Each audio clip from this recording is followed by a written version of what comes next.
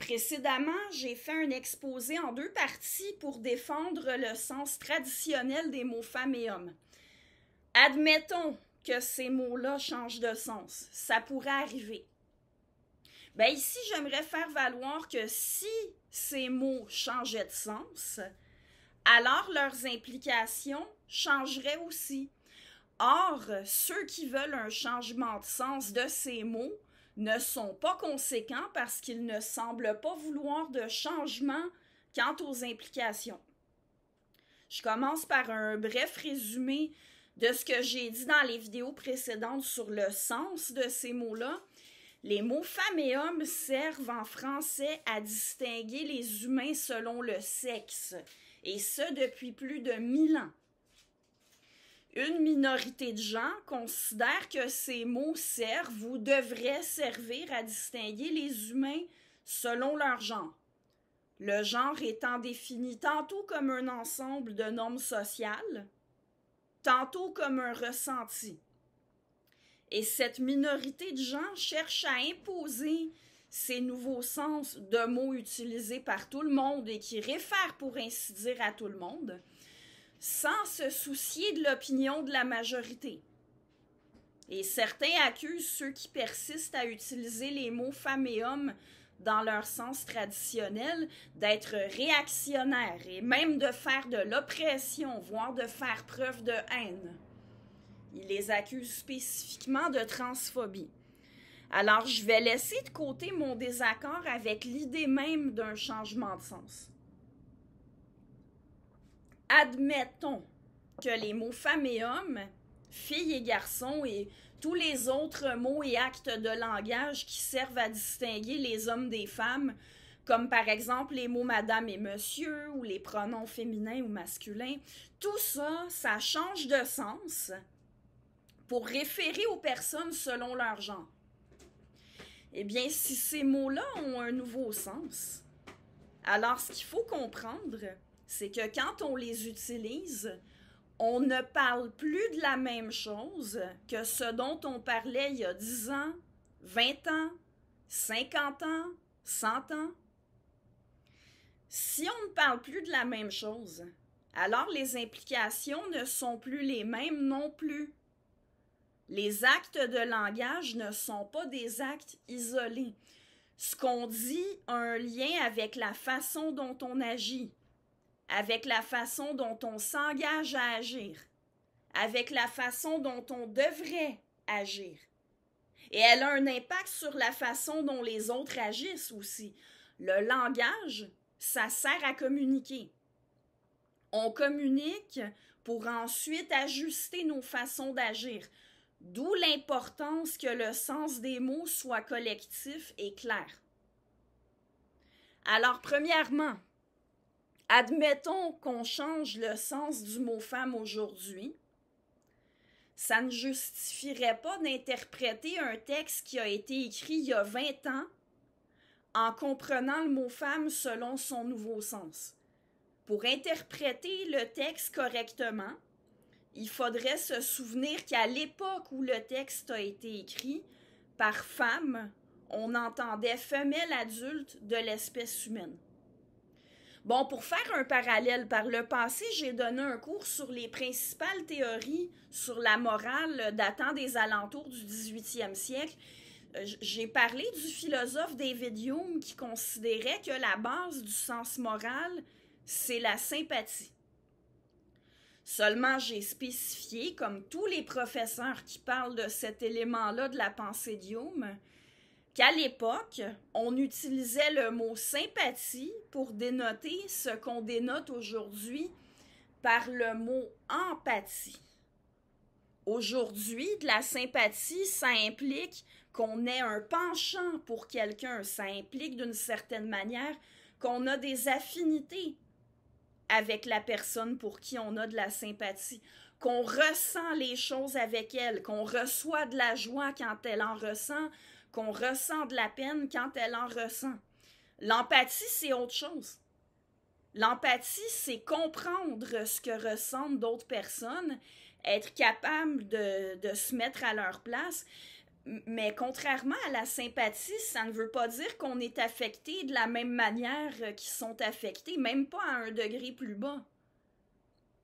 Hume faisait de la sympathie la base du sens moral, oui, mais il se figurait parfaitement qu'on peut sentir qu'on a des obligations morales envers les gens avec lesquels on n'a pas d'affinité. Le mot sympathie, à l'époque de Hume, il avait le sens qu'a le mot empathie aujourd'hui. Simplement être capable de se figurer ce que ce serait être à la place de l'autre. Et vous remarquerez que le mot sympathie, contrairement au mot femme, il a bel et bien changé de sens. Si quelqu'un l'utilise aujourd'hui, il faut le comprendre dans le sens qui est courant aujourd'hui. Et pourtant, quand on lit un texte qui date d'une époque où on utilisait ce mot-là dans son ancien sens, eh bien, c'est l'ancien sens qu'il faut avoir en tête. Quelqu'un qui lirait un livre de Hume et qui interpréterait que, selon lui, la base du sens moral, c'était le fait d'avoir des affinités avec les gens, de ressentir les mêmes sentiments qu'eux, bien, il se tromperait. Il ferait une interprétation erronée de ce qu'il lit. Alors, pour rester à la même époque, le 18e siècle, mais avec le mot femme, ben, si vous lisez le discours sur l'origine de l'inégalité chez les hommes du philosophe Jean-Jacques Rousseau, vous allez y trouver le mot femme. Si quelqu'un prétendait que les parties du texte où on retrouve le mot femme portent sur les humains de genre féminin, on devrait dire qu'il interprète mal, parce qu'il interprète un texte écrit au 18e siècle, non seulement en fonction d'un sens que le mot femme n'avait pas dans ce temps-là, mais même en fonction de concepts qui n'existaient pas dans ce temps-là, parce qu'effectivement, je l'ai signalé par le passé, le concept de genre comme il est utilisé aujourd'hui dans ce qu'on appelle la théorie du genre, ça n'existait pas avant la deuxième moitié du 20e siècle. Le mot genre existait avant ça, mais il voulait dire complètement autre chose.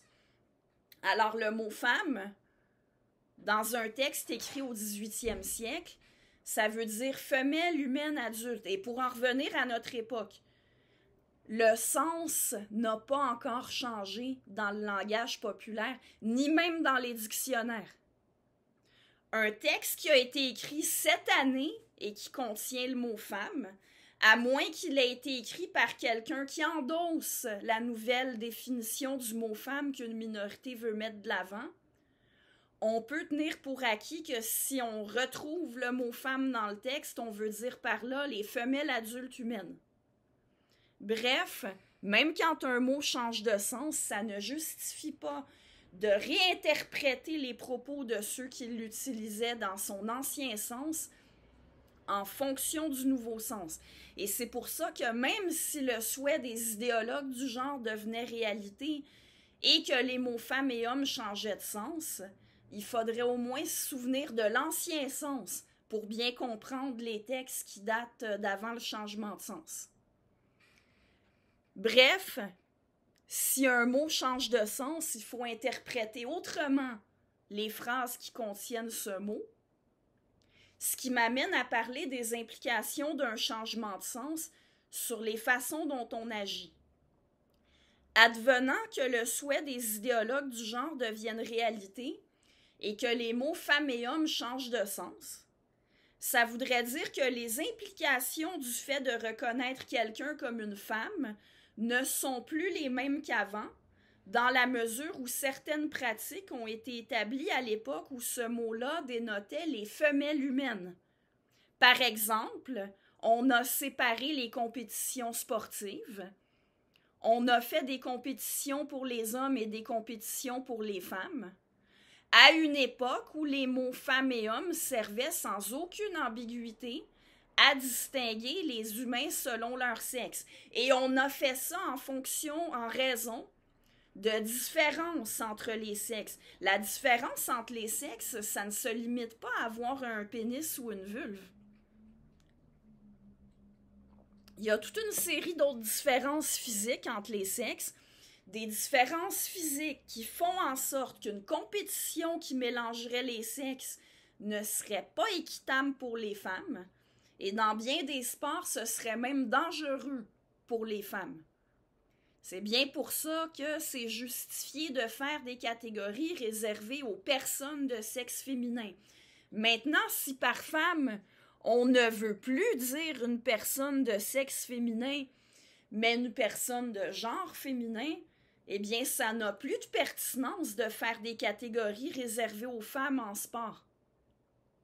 Je reviens aux deux sens différents du mot genre. Si par genre féminin, on veut dire les normes sociales de féminité, le fait d'avoir les cheveux longs, de se maquiller, de porter des robes, d'aimer prendre soin des autres, bon, écoutez, je vais pas énumérer tous les clichés de la féminité. Je suppose que vous voyez le tableau. Mais quelle serait la pertinence dans le sport d'avoir des catégories pour les personnes qui portent les cheveux longs, qui portent des robes, qui aiment prendre soin des autres? Le sexe, étant donné qu'il est une réalité anatomique qui concerne l'ensemble du corps, c'était pertinent pour faire des catégories dans le sport. Une catégorie pour les personnes qui se conforment aux stéréotypes de la féminité, ça n'a aucune pertinence en sport. Maintenant, admettons que le mot genre est plutôt le sens d'un ressenti ou d'une identité subjective.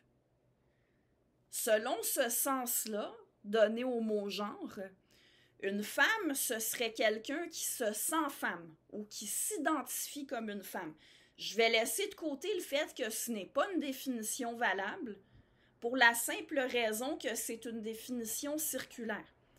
Il faut savoir ce que signifie le mot femme pour comprendre des expressions comme se sentir femme ou s'identifier comme une femme. Même en laissant ça de côté, il demeure une chose: on ne fait pas du sport avec son identité ni avec son ressenti, on fait du sport avec son corps.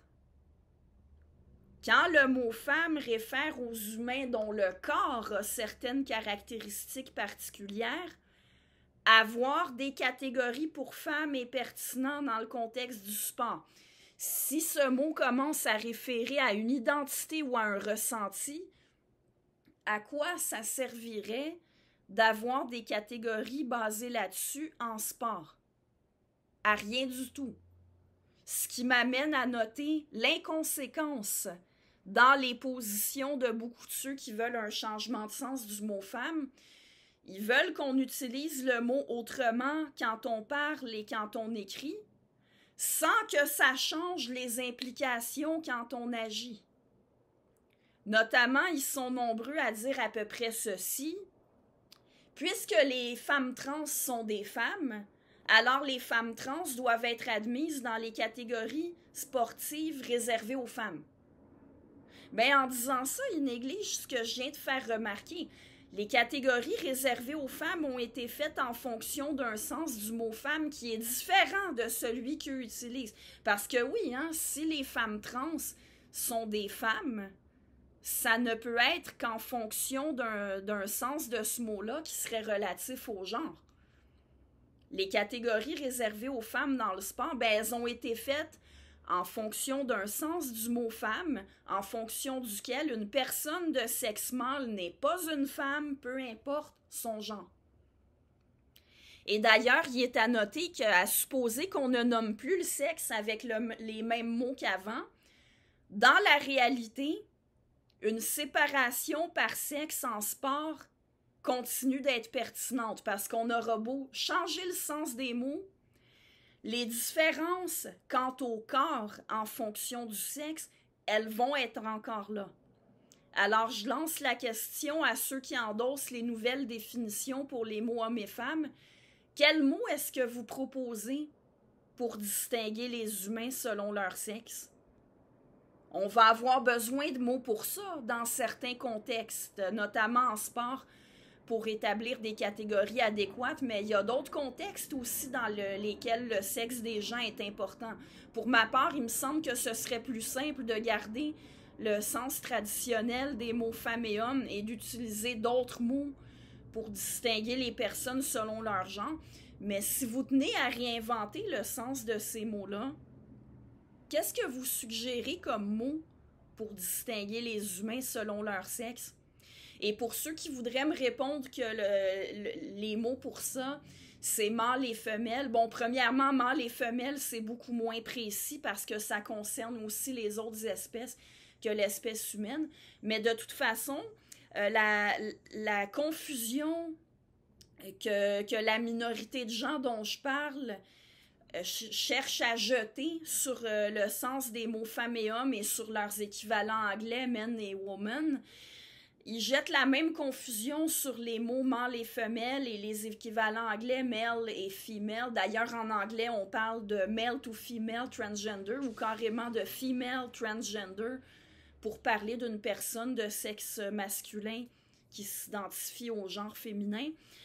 Alors, même ces mots-là non plus ne semblent pas leur convenir pour distinguer les humains selon leur sexe. Et d'ailleurs, vous remarquerez que si vous dites qu'une femme trans est de sexe mâle, vous risquez de vous faire traiter de transphobe.